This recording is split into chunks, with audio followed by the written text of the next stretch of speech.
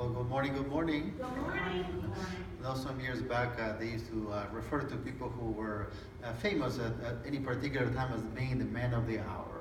So I feel like the man of the hour right now, I guess because I'm on the spot. But in reality, you know what? The man of the hour is God.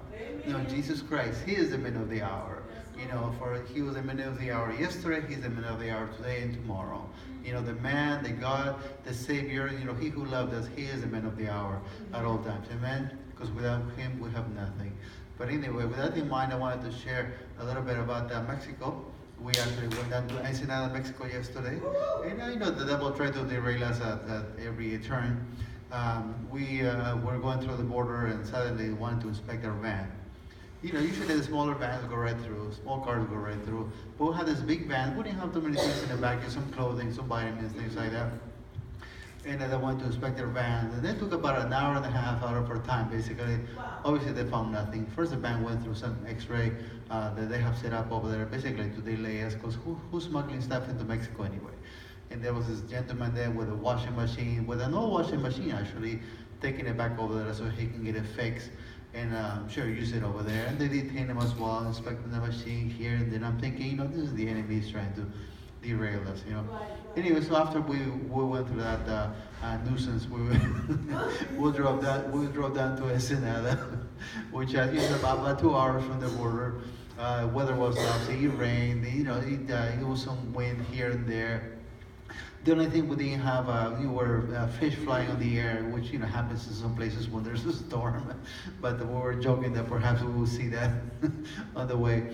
But anyway, so we arrived at this school, which they had made into an orphanage. And we set up in the various classrooms, the medical clinic, the doctors were there, and some nurses were there, a bunch of people who had volunteered from the local church as well.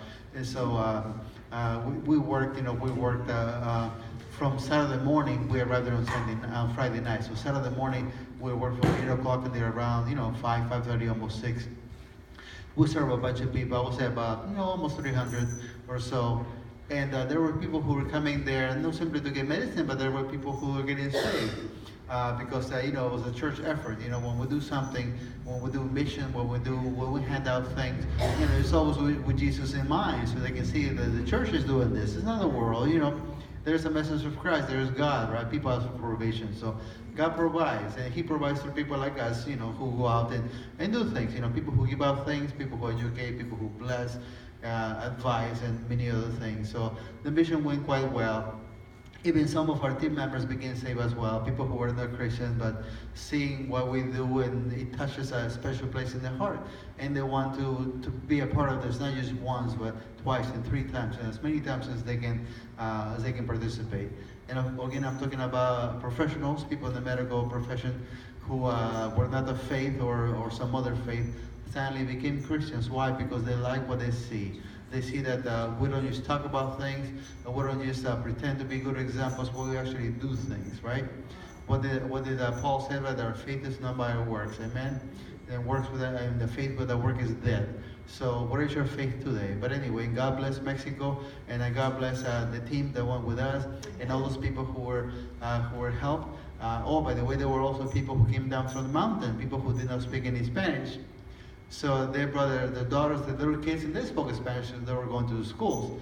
But the fathers and the grandfathers and grandmas who were there didn't speak a word of Spanish or English, or, you know, basically they only spoke the Aztec dialect or whatever dialect they were up there in the mountain. You look at these people's shoes, they either had no shoes, or the shoes had been repaired several times. So we're talking about rainy weather. Right. These people come down anyway. There was this lady with her feet wrapped up in cloth. And those were her shoes. So you might say, well, that's Mexico. They have socialized medicine. They have this, they have that. Well, what can I tell you? That's what we found, and we gave them what we had, and they were happy with that. And we'll be there next year to see those people, and then we'll be there probably in a couple of months to see a different group as well. So anyway, with that in mind, God bless you, and thank you for listening.